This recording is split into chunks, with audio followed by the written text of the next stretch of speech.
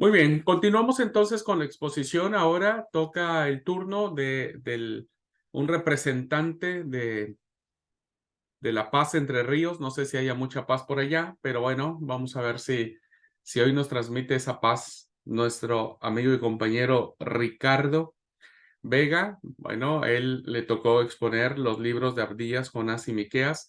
Y antes de que se me olvide, más bien me olvidé, vamos a ponerle un corazoncito a Miguel porque también él dio su clase, así es que si están por ahí, hermanos, hermanas, vamos a poner el corazoncito a Miguel. Este, eh, gracias, muchas gracias. Bueno, gracias Miguel, ahí está el reconocimiento que te damos por el esfuerzo que nos diste. Nos metimos tanto en el tema este de Habacuc que me olvidé agradecerte, así que gracias amigo mío. Bueno, voy a compartir ahora la pantalla y vamos a segundo y vamos a escuchar con atención a Ricardo. Dios hermanos, Dios le bendiga.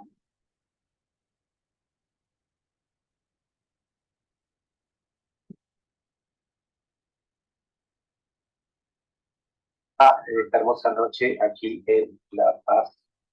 Está lloviendo por estos lados. Bueno, a mí me tocó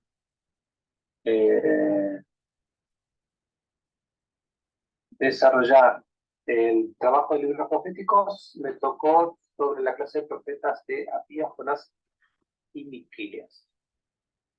Bueno, Dios mediante estar compartiendo con ustedes la investigación que yo pude hacer de estos tres profetas.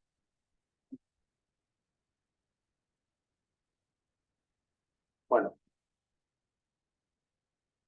arranco con el libro de Abdías. Es un libro bíblico del Antiguo Testamento y del Tanaj hebreo.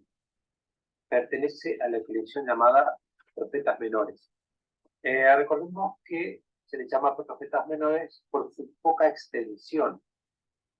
Bueno, este libro se encuentra ubicado entre los libros de Amós y Jonás. El libro de Abdías es el libro más breve de la Biblia.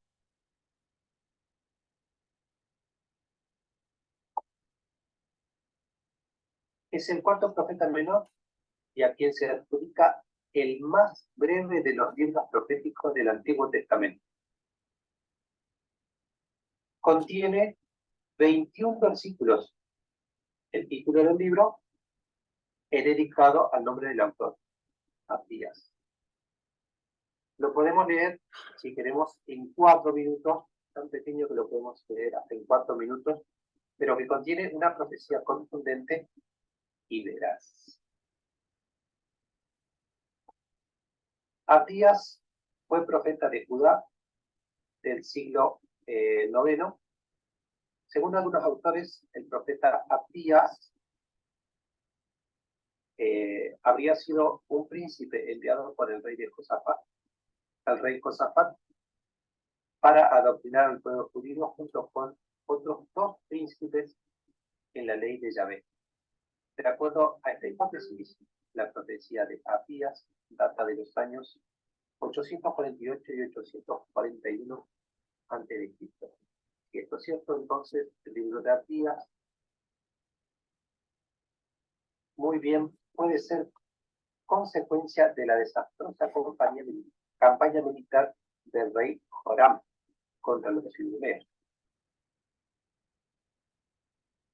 El libro de Abdías profetiza la venganza de Yahvé contra Edom, que llega en el 312 a.C. con su conquista por parte de los árabes. Ya desde tiempos de Esaú y Jacob era evidente la salvaje rivalidad que existía entre Israel y Edom, que lo podemos leer en Génesis 25, versículo 23, y en Génesis 27, versículo 39 y 40. En tiempos de la monarquía hebrea, Edom ocupaba un lugar estratégico en la ruta hacia el importante puerto de Elat, en el Mar Rojo. Y ello ocasionó continuas peleas con los judíos, tal como se relata en la segunda de Crónicas, en la segunda de Samuel y primera y segunda de Reyes. La enemistad entre ambos reinos generó una abundante literatura bíblica antiedomita, ejemplo de los cuales pueden leerse en Ezequiel, Salmo, Isaías, Jeremías y Amós, a lo que pertenece la primera parte de Abdías. Este odio está marcado por la colaboración que los edomitas prestaron a Nabucodonosor en la guerra hebreo-caldea, y tras llevarse cautivos los caldeos a muchos judíos, los de Edom aprovecharon para ocupar su tierra. Nada se sabe acerca de su autor, excepto su nombre, Abdías, que significa siervo o adorador de Yahvé.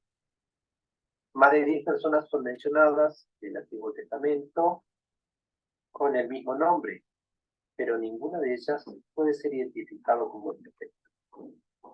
Algunos ubican a Abdías en la época del rey Joram de Judá, entre el 848 y el 841 a.C., en cuyo reinado los edomitas se rebelaron contra Judá. Eso lo podemos leer en segunda de Crónicas 22, del 8 al 10. Si este fuera el caso, Abdías sería el primer profeta que escribe en la historia de Israel. Sin embargo, otros investigadores piensan que Abdías vivió y ejerció su ministerio en el tiempo de la destrucción de Jerusalén, alrededor del 586 a.C., o incluso después, debido a que él, obviamente, conocía mucho de él.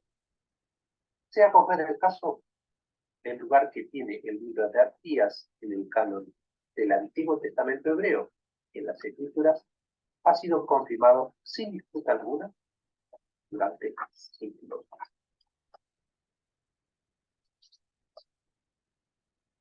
El único propósito de este breve libro profético es hablar de Edom, nación cuyo odio contra Israel lo llevaría a su propia destrucción. Edom es el nombre que identifica a los descendientes de Saúl, quienes habitan en el monte Seir, al sur del Mar Muerto, región que llega hasta el Golfo de Acaba. Eso lo podemos constatar en Génesis capítulo 36, versículos del 8 al 9. Esaú era el hermano gemelo de Jacob. Antes de que él naciera, Dios había anunciado que el mayor, Esaú, sería siervo del menor, Jacob. Eso lo podemos leer en Génesis capítulo 25, versículo 23. Esaú despreció su primogenitura y se levantó con odio contra su hermano Jacob. Génesis 27. Alrededor de 300 años más tarde, cuando los israelitas viajaban de Egipto a Canaán, los edomitas les impidieron el paso por su territorio. Eso está citado en la Biblia en Números, capítulo 20, versículo 14, del 14 al 21. Después, 400 años después, los edomitas vinieron a ser siervos de David. Esto lo podemos leer en segunda de Samuel, capítulo 8, versículo del 13 al 14. Sin embargo, durante el reinado de Joram, los edomitas causaron una rebelión contra el reino de Judá, que lo podemos leer en Segunda de Reyes, capítulo 8, versículo 20. También hubo combates entre Edom y Judá durante los reinados de Josafat, Amasías y Acaz. Lo podemos encontrar en Segunda de Crónicas, capítulo 20, versículo 10, capítulo 25, versículo 11 y capítulo 28, versículo 17. Edom se regocijó cuando Jerusalén fue destruida en el 186 a.C. Esto está escrito en Salmo 137, versículo 7 y Lamentaciones, capítulo 4, versículo 21.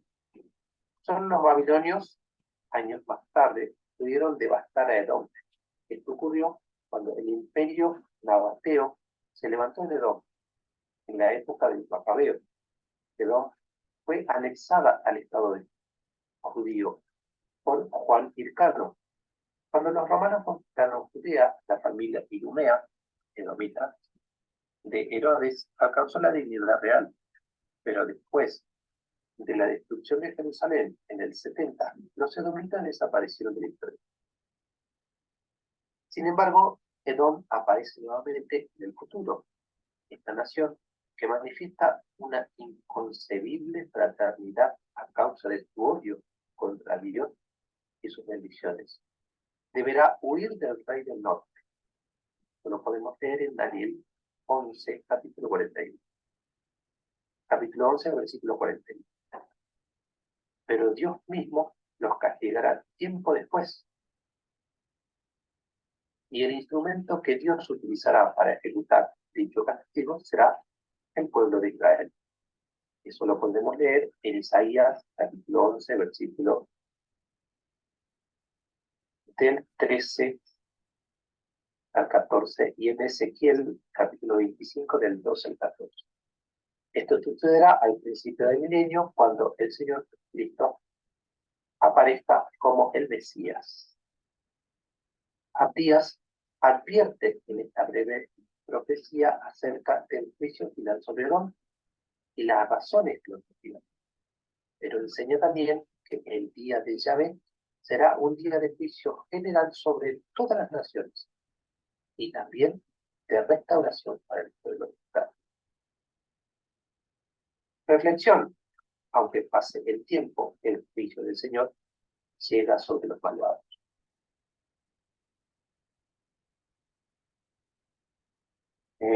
Yo saqué esta información de la fuente que se llama webscholar.com.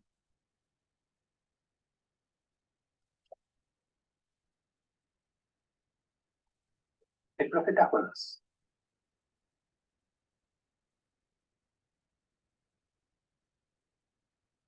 El profeta Jonás es un personaje histórico mencionado en el Antiguo Testamento.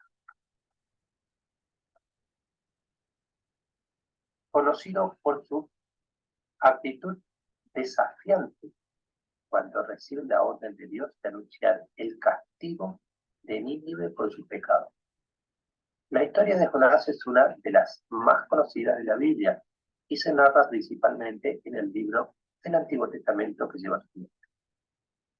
Mucha gente solo sabe quién era Jonás por el relato de cuando fue tragado por un gran pez al huir de la orden del Señor. Pero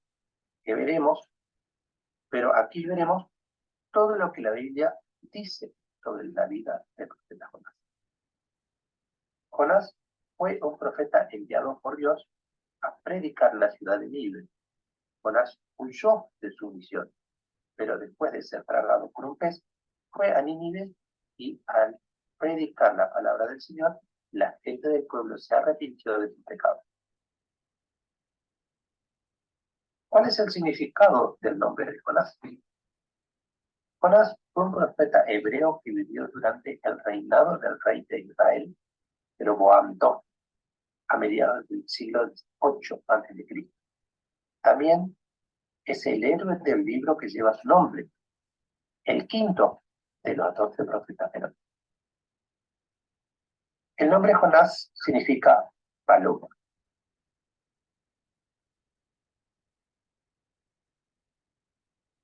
El profeta Jonás profetizó la restauración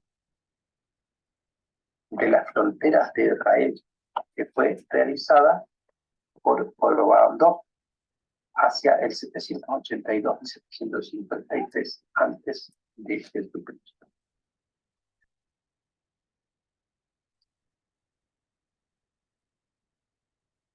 Según el texto que se encuentra en el libro de Segunda de Reyes, capítulo 14, versículo 25. La historia de Jonás. ¿Quién era el profeta Jonás?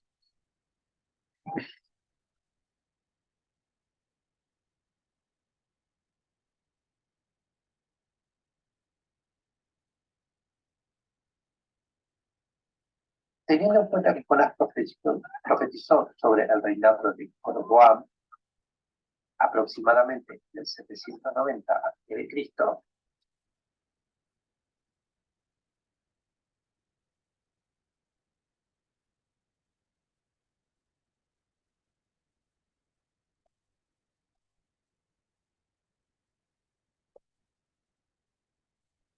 durante el corregimiento de Jeroboam y su padre Joás, es muy probable que Jonás conociera al profeta Eliseo, que murió alrededor de 797 a.C. También existe la posibilidad de que el profeta Jonás fuera uno de los hijos de los profetas, instruido por Eliseo. Podemos encontrar evidencia allí en Segunda de Reyes, capítulo 6, versículo del 1 al 7. La mayor parte de lo que sabemos sobre la historia de Jonás es lo que se encuentra en el libro que lleva su nombre. Según el libro de Jonás, Dios ordenó al profeta que fuera a la ciudad de Nínive para gritar contra ella. Desobedeciendo la orden de Dios, el profeta Jonás se dirigió a Jope y se embarcó en una nave con destino a Tarsis, al oeste de Israel, que podría haber sido parte de la actual España. Mientras que Nínive, el destino al que Dios lo había enviado, estaba en el estrecho oriental. En medio de la navegación, Dios envió una gran tormenta que castigó a la nave que viajaba el profeta Jonás. Después de que cada uno de los marineros clamara a su Dios y realizara una serie de procedimientos para intentar salvar el barco, el capitán de la nave encontró al profeta Jonás durmiendo en la bodega del barco. El capitán ordenó entonces a Jonás que invocara a su Dios para intentar que lo librara.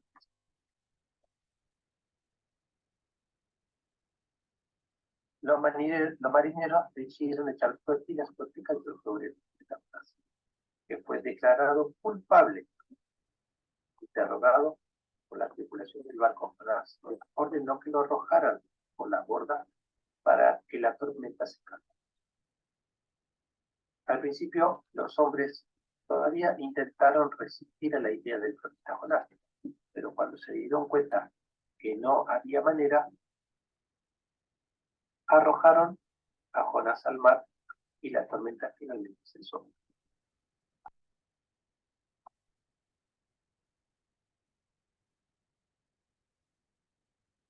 Tras ser arrojado al mar en los marineros de la barca en la que viajaba, el profeta Jonás fue tragado por un gran pez que el Señor le proporcionó. Jonás permaneció en el vientre del pez durante 3 días y 3 noches. Jonás oró entonces a Dios en forma de canto de agradecimiento y Dios ordenó al pez que vomitara al profeta en tierra firme.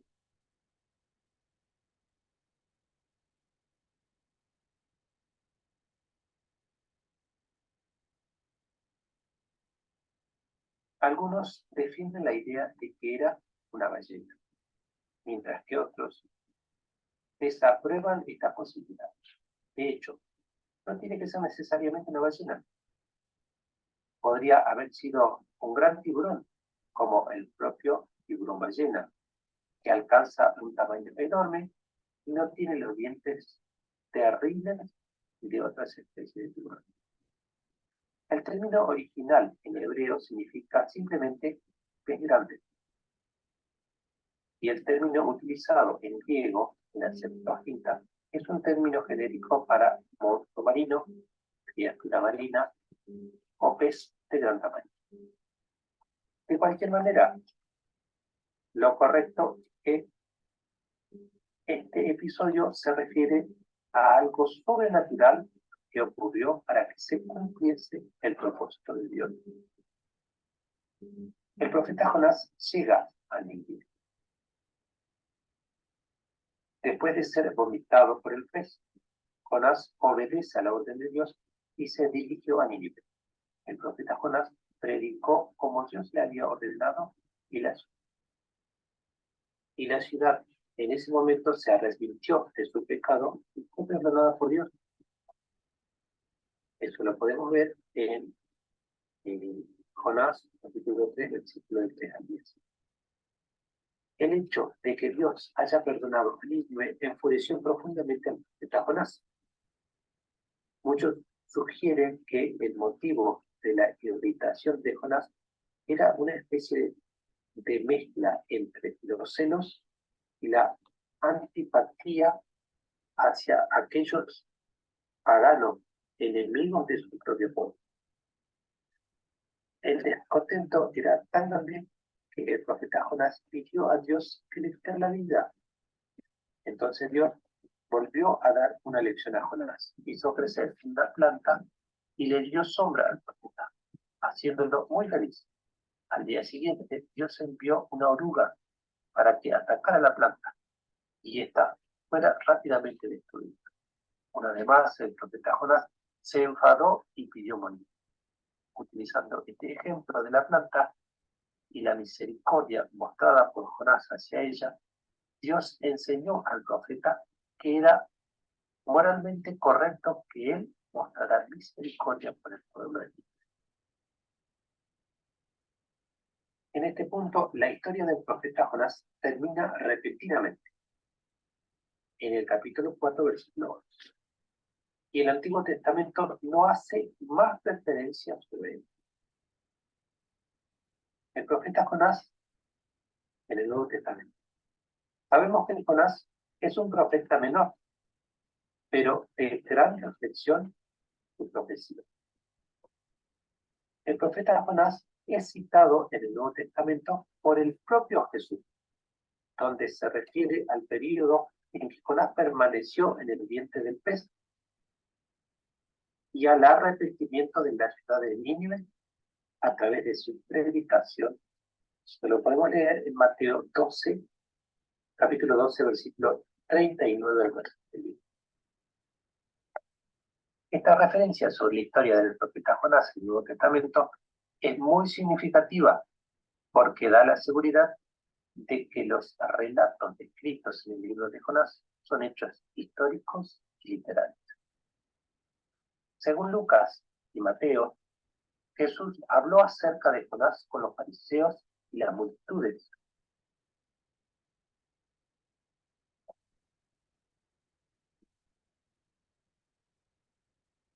De judíos. En su enseñanza, Jesús fue confrontado por escribas y fariseos que pidieron ver señales. Jesús ya había realizado milagros, pero respondió que solo se le daría la señal de Jonás. Y compara la estancia de 3 días de Jonás en un pez a su futura estancia de 3 días en la tierra. Jonás fue considerado como una señal para la gente de Nínive.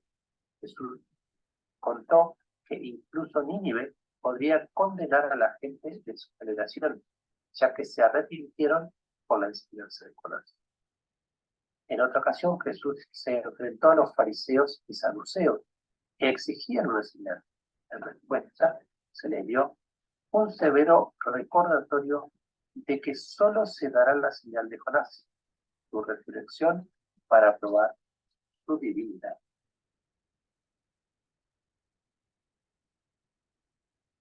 Esta información la tomé de la página churchofjesuschrist.org. Por último, me queda el profeta Miqueas. El profeta Miqueas desarrolló su ministerio profético durante los gobiernos de 3 reyes de Judá: Jotán, Acaz y Ezequías. Eso está escrito en el libro de Miqueas, capítulo 1, versículo 1. Así como el profeta Amós, Miqueas era del campo. Aunque existen pocos detalles de su vida personal y familiar, se sabe que el profeta provenía de una zona agrícola llamada Moreset. Moreset. Eso lo encontramos en Jeremías 26, 18. Ubicado a unos 50 kilómetros al sur de Jerusalén, en el reino de Judá. Algunos estudios sitúan su ministerio entre los años 750 a.C. y el 700 a.C. Los escritos de Miqueas abordan los temas del juicio y la esperanza. Por ejemplo, Miqueas enseñó que los pecados de los líderes de Israel resultarían de la destrucción de Jerusalén. Sin embargo, Miqueas también declaró de forma elocuente que el Padre Celestial oye las oraciones de sus hijos y que Jesucristo es un defensor y una luz para todos. Miqueas continúa hablando a Dios al decir que Jehová perdona la iniquidad y no retiene para siempre su enojo, porque se deleita de la misericordia.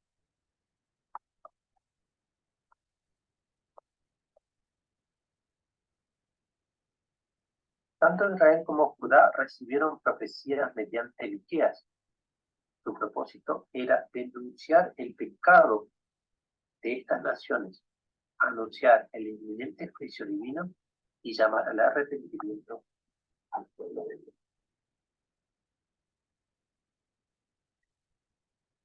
Miqueas profetizó que el Mesías nacería en Belén y los evangelios confirman que Jesucristo nació en Belén. Tal y como el profeta lo indicó, el Señor dirigió las circunstancias de manera providencial para que José y María tuvieran que ir a esta aldea. Además, Miqueas se refiere a Cristo como quien juzgará a las naciones. 2 lecciones que aprendemos de Miqueas: la valentía de su predicación y un llamado a cumplir con lo que Dios requiere.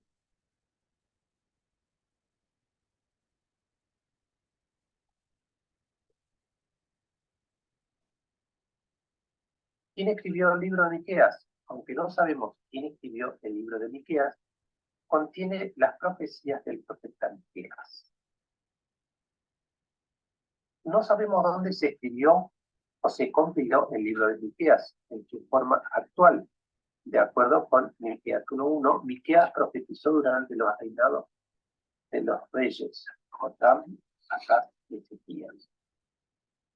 Miqueas ministró durante un tiempo en que el pueblo de Israel estaba prosperando económicamente, pero sufriendo en el plano espiritual. Ese ambiente permitió que la clase alta pusiera carga más pesada sobre la clase baja. Miqueas estaba preocupado en particular por la opresión de los pobres por parte de los ricos y contaba esas injusticias entre los pecados más graves de Judá e Israel. Puede que los orígenes de Miqueas en un pueblo pequeño le hicieran ser especialmente susceptible hacia las preocupaciones de las personas rurales y pobres de la tierra. Miqueas es el único libro del Antiguo Testamento que nombra a Belén, una ciudad pequeña para estar entre los pilares de Judá, como el lugar donde nacería el Mesías.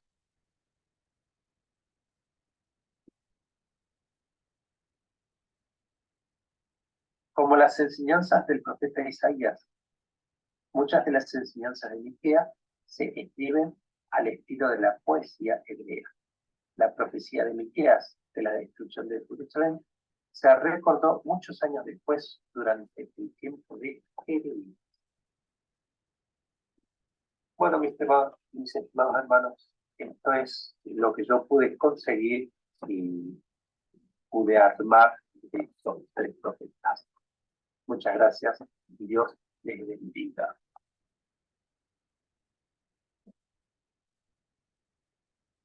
Bueno, pues muchas gracias. Gracias, Richard, por compartirnos la clase de esta mañana, estos 3 profetas. Bueno, si ustedes me permiten, vamos a darle paso ahora a Germán y al hermano Ramón, que tiene la última exposición sobre Zacarías, y después hacemos un breve resumen de todo lo demás, ¿no? Para no colgarnos mucho en el tiempo. Así es que denme un segundito, voy a pausar la grabación y ahora sigo. Muy bien, pues ahora damos gracias a Dios por la vida de mi hermano Ramón Suárez, de Germán Franque, por este hermoso esfuerzo que han hecho para compartirnos. Nos van a compartir la clase del profeta Zacarías, así que son algunos videos que vamos a ir pasando. Vamos a tratar de que sean fluidos para captar la idea de la exposición de nuestros hermanos. Voy a compartir la pantalla y está aquí y vamos a... Saludos con la paz del Señor Jesús. Mi nombre es Ramón Suárez. Antes de dar comienzo del estudio que vamos a comenzar, ya está comentando la mano de Dios, que Él sea nuestra guía, que Él sea mano, cultural, de todo lo que vamos a hacer, que sea. Amén. Ahora sí quiero compartir una historia de...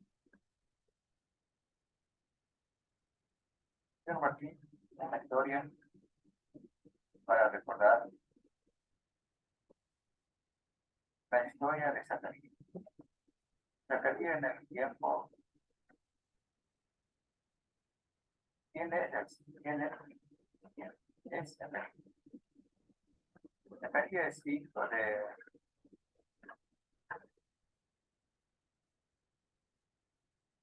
Berequías,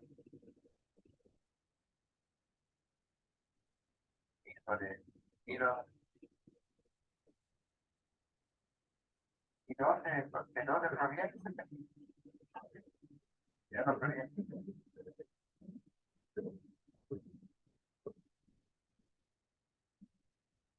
Como trasfondo histórico, el escrito capítulo 1 de Zacarías, versión 1, nombra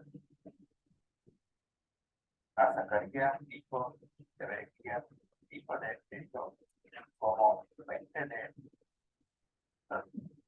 fuente, oráculo, o a continuación, como se sabe acerca de quién era Zacarías. Algunos especulan que venía de una familia sacerdotal.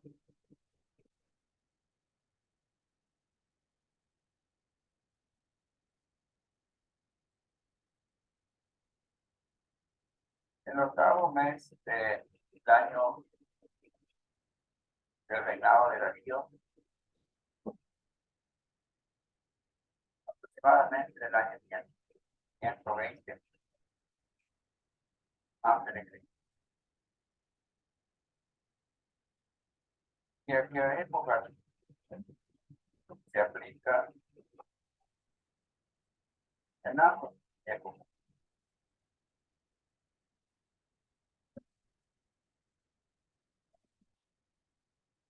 Ahora estaremos entrando más sobre esto. Semana continuará me puede tener.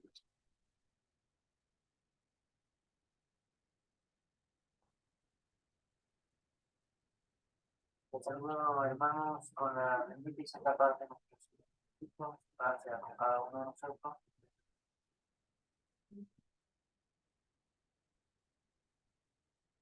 En nombre de Daniel Samar, en este momento queremos compartir la historia de Zacarías. En nombre de Daniel Samar, en este momento queremos compartir la historia de Zacarías. La historia de Zacarías es muy linda, muy interesante y muy intrigante a la vez por lo que nos data y nos relata acerca de su historia. Zacarías era uno de los profetas, uno de los grandes profetas menores. Zacarías es uno de los décimos más largos. Consta de 14 capítulos, cual 8 capítulos habla acerca de sueños nocturnos, que nos refiere en la Biblia, o visiones nocturnas, de revelación, profecía, tanto como para el pueblo de Jerusalén en aquel entonces, como para nosotros también. Para empezar, quiero compartirlo. La historia de Zacarías para mí es algo muy linda, porque es algo similar a la historia de Daniel, que nos habla de sueños, como Daniel, y también como las profecías que Daniel veía. El profeta Zacarías era contemporáneo a Nehemías, porque en esa época estaba la reconstrucción. También podemos ver en Nehemías que habla acerca de Zacarías, de la reconstrucción de los muros de Jerusalén y también acerca de la reconstrucción del templo de Nehemías. Estaba más digamos por la reedificación espiritual más del pueblo de Jerusalén, o el pueblo de Jesús. En ese entonces, Zacarías era uno de los libros más largos de la historia. De los 12 profetas, uno de los 12 libros más largos de los 12 profetas. Zacarías fue datado más o menos aproximadamente en el año 520 a.C. hasta el 510, hay registros históricos.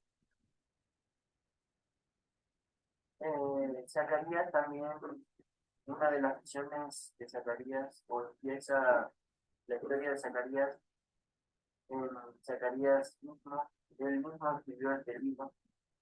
Zacarías dice así en primera Zacarías: en el 8º mes del año segundo de Darío vino palabra de Jehová al profeta Zacarías, hijo de Berakí, hijo de Idó, diciendo. En ese entonces Jehová habló a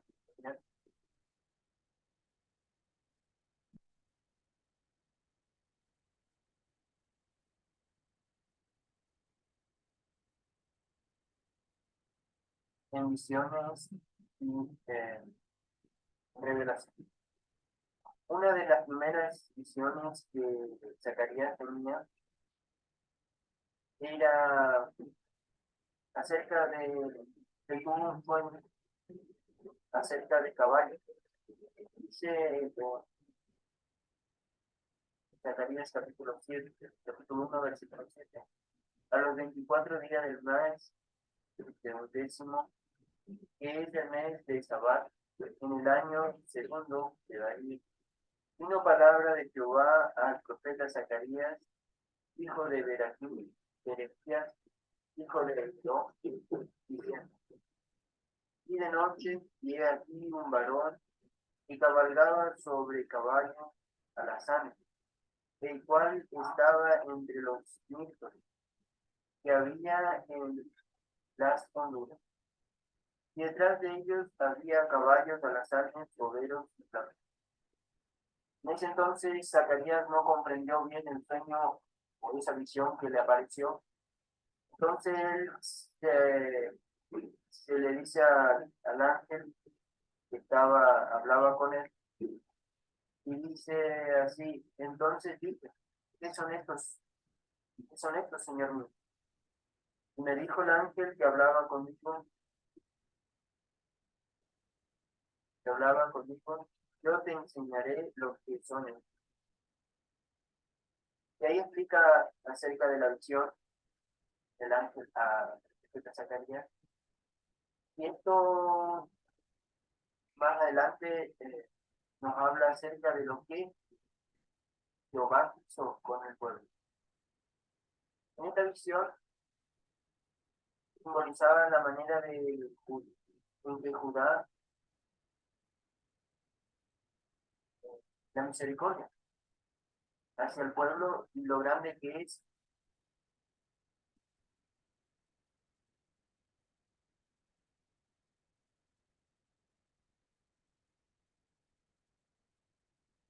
Enseñaban sobre la misericordia en forma en que el Señor trataba a expresar el amor y todo lo demás.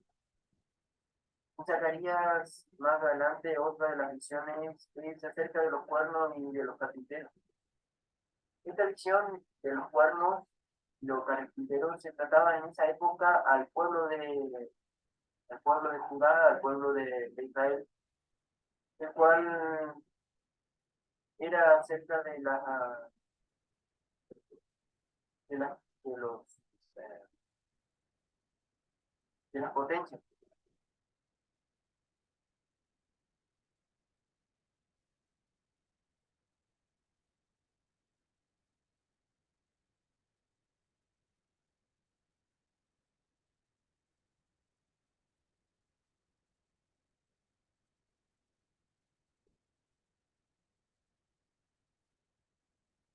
Las potencias que aparecieron, que esparcieron a Judá y lo que les sucedería, o sucederá al pueblo de Judá.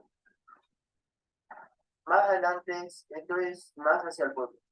Más adelante, Zacarías volvió a tener otro sueño, otra visión. También el ángel se le aparecía y se le volvía a explicar lo que significaba el sueño. En esta parte, en el capítulo 2, dice que hablaba acerca de una persona que se le apareció en sueño o en visión en medida. Le dice, la visión habla acerca de un varón con un cordel, un listón, una cinta de medir. Nosotros decimos al defensor, porque tenía una cinta de medir. Esto se refería,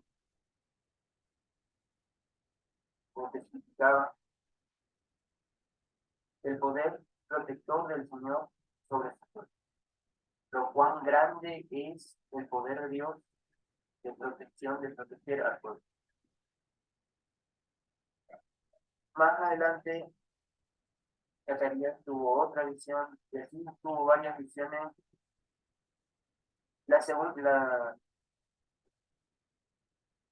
tercera visión, la cuarta visión, es de un sumo sacerdote, del sumo sacerdote Josué. En este ya se encuentra en el capítulo 3 de Zacarías. El profeta Zacarías en ese entonces tuvo otra visión acerca de lo de Josué y me mostró al sumo sacerdote Josué, dice en el capítulo 3, al sumo sacerdote Josué, el cual estaba delante del ángel de Jehová y Satanás. Estaba a su mano derecha para acusar. Y dije, y dijo Jehová a Satanás, Jehová te reprenda, oh Satanás, Jehová que ha escogido a Jerusalén te reprenda. No estés aún y son arrebatados del incendio. No es un tizón arrebatado del incendio. Josué estaba vestido de vestiduras viles y estaba delante del ángel.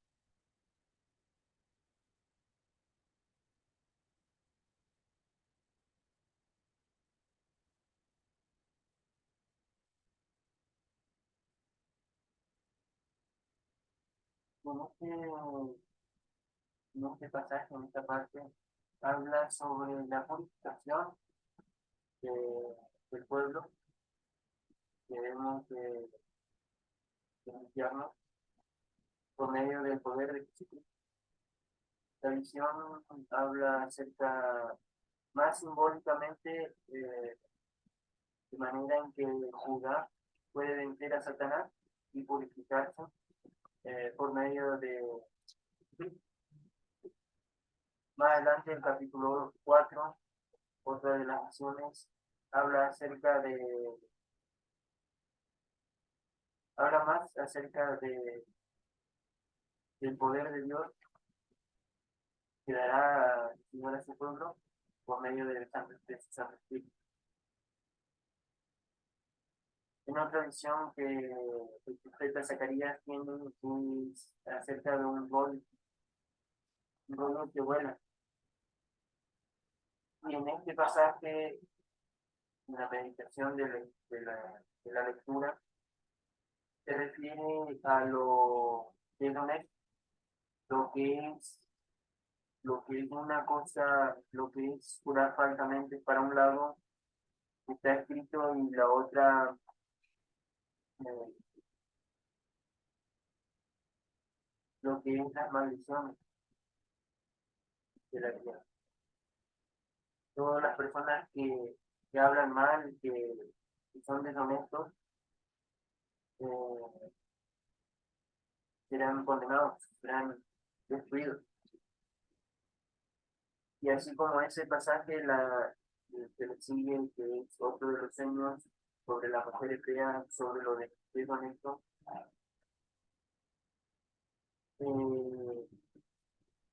o sea, la visión de la mujer hebrea se refería a las medidas, a lo que se refiere,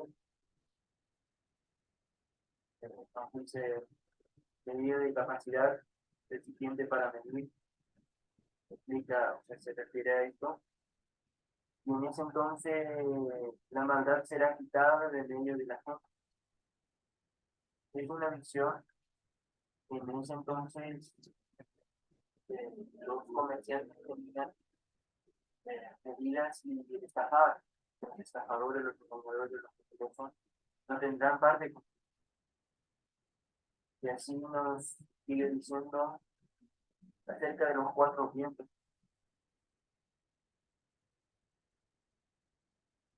Se refiere la visión de los 4 carros. Se refiere simbólicamente el poder del Señor extendiéndose sobre toda la tierra.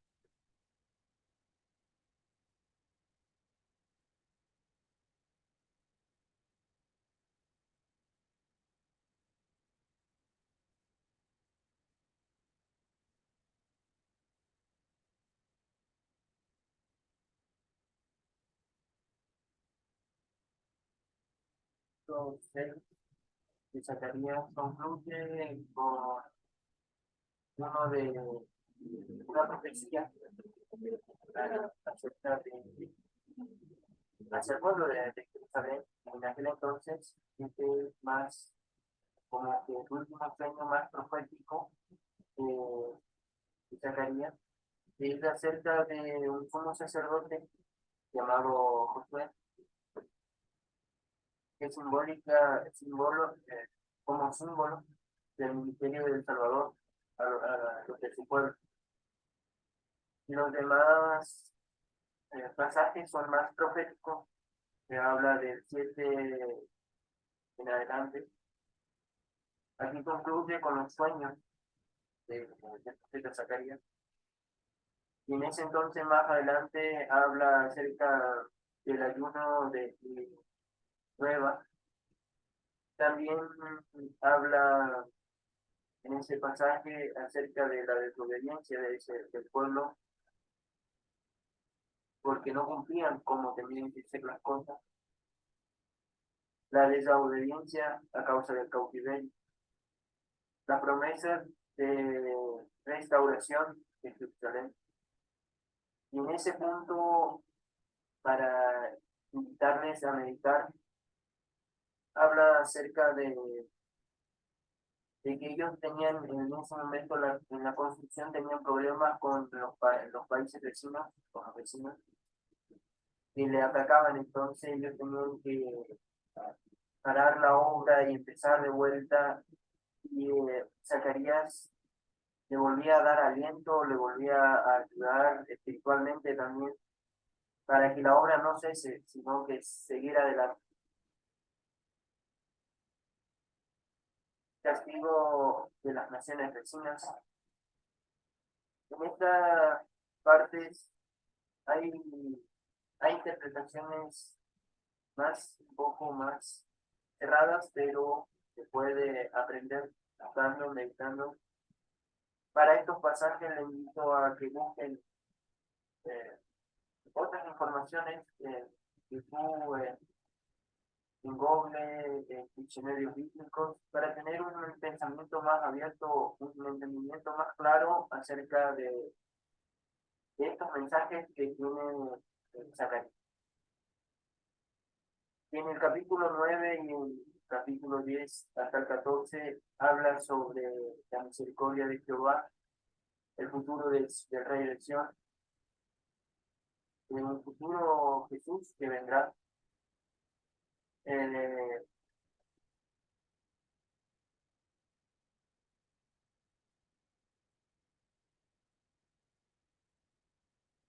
y así concluyendo la historia con Zacarías en el capítulo 14 de Jerusalén y las naciones.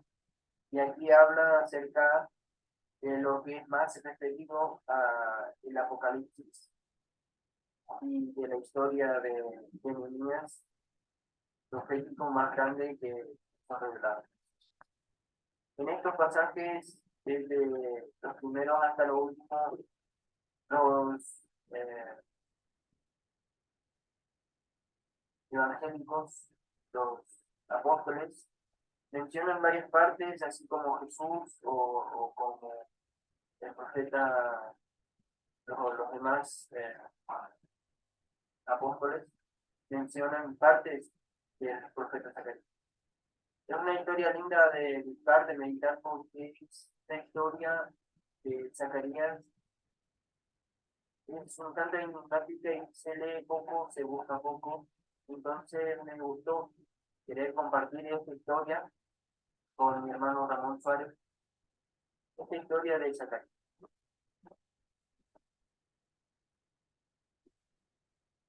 Así como hemos iniciado este hermoso momento de estudio con mi hermano Ramón Suárez, también queremos invitarle para cierre de estas inspiraciones, que Dios nos revele, que Dios nos guíe, que sea el Espíritu de Dios quien more en nuestros corazones. Le invito a hacer una oración para cierre de este trabajo.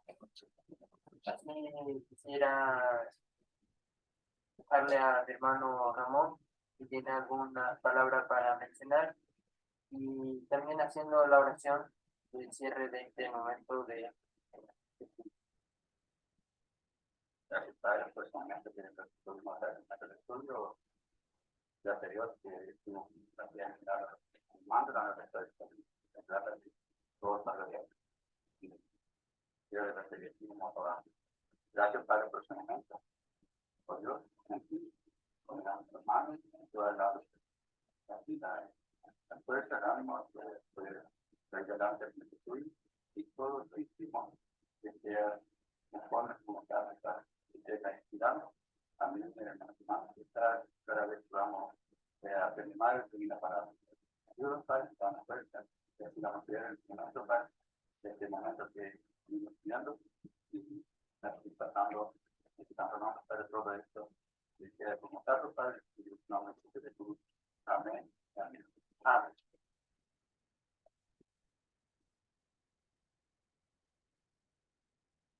Bueno, pues qué linda forma de cerrar. Nuestros hermanos nos lo plantearon. Muchas gracias. Gracias, querido hermano Ramón. Germán, Dios te bendiga mucho. Lindo esfuerzo. Muchas gracias por estas reflexiones y esta motivación que nos dan de conocer más sobre el profeta Zacarías. Bueno, queridos hermanos, estamos ya avanzados en tiempo de clase presencial. Me dicen que en la grabación no se nota el corazoncito que les ponemos a todos nuestros expositores, pero igual queremos decirles que aquí en clase en vivo le ponemos corazoncito para agradecerles y bueno, si no se ve en la grabación, nosotros ponemos el corazoncito como una señal de gratitud por lo que hicieron. Igual si no se ve, pero igual le vamos a poner el corazoncito para que al menos nosotros veamos. Muchas gracias, gracias Richard, gracias Ramón, gracias y a todos los que participaron, tanto los que están en clase presencial como están en clase grabada. Muchas gracias por su esfuerzo, su trabajo y dedicación. Bueno, queridos alumnos, quiero terminar diciéndoles lo siguiente. El trabajo que tienen que hacer ahora es un trabajo de elaboración de 5 breves devocionales. Ven ustedes que hoy hay muchos modelos de devocionales. La iglesia a veces saca algunos o uno va a cualquier librería y hay devocionales. Yo les voy a subir las indicaciones que deben contener sus devocionales.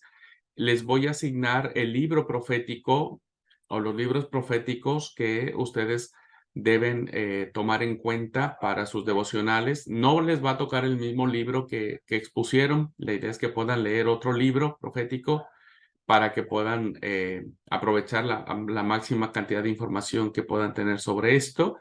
Y bueno, la idea es que vayamos recopilando los mejores escritos para algún día hacer un devocional de los alumnos del Sebaid en torno a los profetas, ¿verdad? A las reflexiones de los profetas que tenemos en la Biblia. Así que bueno, esa sería la tarea que vamos a realizar, ¿verdad? Esfuércense. La idea es que no copien y peguen de ningún lado, por favor, no copien y peguen, no vayan a ningún lado, no consulten ninguna fuente. Este es un trabajo de una reflexión que ustedes tienen que hacer, ¿verdad? Que sea suyo, que sea una obra inédita. No le googleen para ningún lado. O sea, lean, sí, si eligen un pasaje, bueno, lean un comentario, llénense de información, pero cuando escriban el devocional, tienen que ser palabras suyas, ¿ok? Palabras suyas, porque no queremos después que nos multen por el copyright de que algún día saquemos nuestro devocionario, ¿viste? Y nos culpen de andarnos pirateando frases de otros autores. Así que por favor les pediría que tengan mucho cuidado con eso y que puedan escribir. Tómense un tiempo, no lo escriban a la carrera. Es un devocional que esperemos algún día alguien lo lea y le pueda ser de bendición, ¿ok? Así que bueno, no sé si tienen alguna pregunta sobre esto.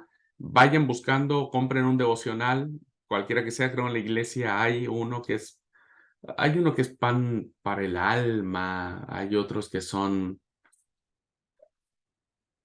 bueno, creo que hay un montón de devocionales, ¿no es cierto? Bueno, y yo les voy a subir las indicaciones de qué son los elementos mínimos que debe tener su devocional y les estaré asignando en la plataforma a cada uno su nombre. Si alguien por ahí se me pasa, porque yo voy a tomar en cuenta los nombres con los que me dijeron quienes estaban cursando la materia para que fue la lista que les asigné en las exposiciones, pero si por ahí alguien falta y que no aparece en la lista, me avisa y yo le asigno el libro o los libros proféticos con los que tiene que trabajar, ¿ok? Bueno, pues queridos alumnos, si no hay alguna pregunta. Sí, hermana Amanda. Le entendí muy bien que eran 5 breves devocionales. Sí, son 5 breves devocionales. Ya. Ujú. Listo. Y tengo otra pregunta, pero no es de acá el tema. Estaba revisando la materia de doctrinas distintivas, pero no encontré la presentación general de de toda la clase o de toda la materia. No, la presentación como tal no la tenemos, Amanda, porque el pastor la tomó literalmente del material En Esto Creemos de Estados Unidos. Ah, listo, perfecto. Realmente es copy y pegue, nada más que lo hizo en PowerPoint, pero todo lo que apareció en las diapositivas está en el material que dice En Esto Creemos. Bien, gracias. No, por favor. Muy bien, pues si no hay ninguna otra pregunta, pues Dios los bendiga, hermanos. Muchas gracias por su tiempo, por lo que hemos aprendido en esta cursada. Espero que despierten ustedes su deseo de seguir conociendo más sobre los profetas, sobre su mensaje y la pertinencia que tiene el mensaje profético hoy, no como adivinadores del futuro, sino como los que denuncian el pecado, pero están anunciando salvación en Yahvé, salvación en Dios, y ahora nosotros sabemos que la salvación viene de Jesucristo. Así que bueno, pues muchas gracias a todos, deseo que Dios los bendiga, un fuerte abrazo y muchas bendiciones. Nos vemos en la próxima cursada, que no recuerdo si vamos a vernos después en este otro trimestre, pero la próxima cursada viene sobre libros poéticos y sapienciales. Igual es hermoso y desafiante. Vamos a desentrañar al Coelet, un texto pesimista, diríamos. El libro de Job también, un texto sapiencial que encierra muchos tesoros. Nos vamos a deleitar en uno de los libros más eróticos que existen en el mundo entero, ¿no? Como es el libro del Cantar de los Cantares. Nos vamos a deleitar con la sabiduría de la experiencia de los sabios de Israel a través de los proverbios. Vamos a cantar, vamos a situarnos en el templo de Jerusalén y nos vamos a sentar en una banquita para escuchar a los orantes recitando los salmos, y vamos a llorar profundamente, vamos a conmovernos con mucha profundidad al leer el libro de Lamentaciones. Es un llanto muy, muy profundo el libro de Lamentaciones. Así que bueno, los invito a que podamos seguir estudiando. Va a ser maravilloso la inmersión que vamos a tener sobre los libros poéticos y sapienciales. Bueno, gente linda, Dios les bendiga. Lindo almuerzo para todos. Gracias, pastor, por toda